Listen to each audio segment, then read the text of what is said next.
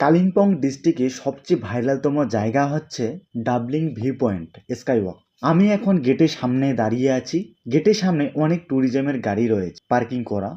তারপর 20 টাকার টিকিট কেটে ভিতর প্রবেশ করলাম। দেখতে পাচ্ছ এখান থেকে ভিউ দেখতে দেখতে আমাদের রাজবংশী কয়েকটি চিহ্ন রাখানো হয়েছে, খুবই ভালো লাগছে। আরেকটা জিনিস রয়েছে পাহাড়ের মধ্যে আমি দেখলাম যা অসম্ভব। সেটা কি দেখলাম জানো তো? পাহাড়ে দেখলাম হচ্ছে টোটো, দেখতে পাচ্ছ? দেখে তো তো অবাক। বাচ্চাদের খেলনার জিনিস রয়েছে এখানে। চলো এবার কাচের ব্রিজের ওখানে, তার নিচে হোটেল বা ফাস্টফুডের দোকান রয়েছে, এখানেও খেতে পারেন। এবার চলো আমি তোমাদেরকে নিয়ে যাচ্ছি। সিঁড়ি দিয়ে উঠছি। এখানে দেখতে পাচ্ছ লাপটার, এখানে সবাই ফটো তুলছে। এই যে সিংহাসনটা দেখতে পাচ্ছ, এটা হচ্ছে রাজার সিংহাসন। চলে আসলাম হচ্ছে পাশে কাচের ব্রিজ। তারপর পদ্ম ফুলের উপরে বসে এনজয় করতে পারবেন। এখানে চড়তে গেলে একজন প্রতি 50 টাকা করে। আমি চড়ে নিলাম কাচের ব্রিজের উপরে।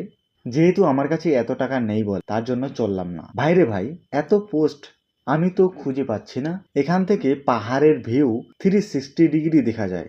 এখানে রয়েছে আরো জিপ লাইন, সাইক্লিং, আরো কাচের ব্রিজ।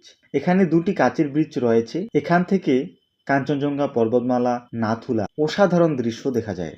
এবার এই মিনি স্কাইওয়াকটি পাহাড়ে খাদে নতুন তৈরি করা স্কাইওয়াক বা ভিউ পয়েন্ট থেকে মেঘের উপরে ভাসমান দেখা যায়, খুবই সুন্দর। শিলিগুড়ি থেকে মাত্র দূরত্ব 80 থেকে 85 কিমি। লাভা থেকে দূরত্ব 45 থেকে 50 মিনিটের মধ্যে আসতে পারে। কালিম্পং শহর থেকে 1 থেকে 2 ঘন্টার মতো লাগতে পারে। পাশাপাশি হোমস্টে থাকার জন্য রয়েছে। আর ভিডিওটি এখানে শেষ করলাম। ধন্যবাদ।